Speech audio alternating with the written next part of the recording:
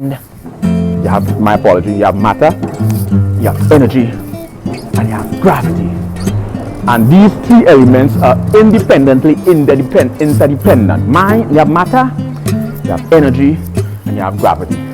And to understand matter, energy, and gravity, you have to study the endocrine system. The endocrine system, like, is a group of glands, right, or organs, right, existing within the human body, right. Its function is to distribute, regulate, and modulate the secretions of hormones within the circulatory system.